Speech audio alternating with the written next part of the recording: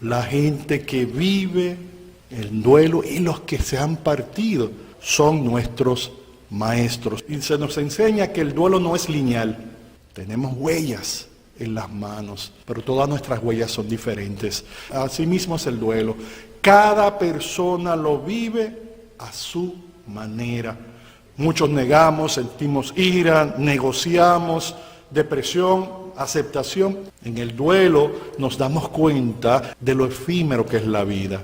Hay gente que cuestiona a Dios. ¿Por qué a mí? ¿Por qué me lo quitaste? ¿Por qué? Y es normal. Mas, sin embargo, Dios no quita vida. Sabíamos cómo amarlos cuando estaban vivos, pero ahora debemos aprender a amarlos en la ausencia. Hacer la voluntad del Padre.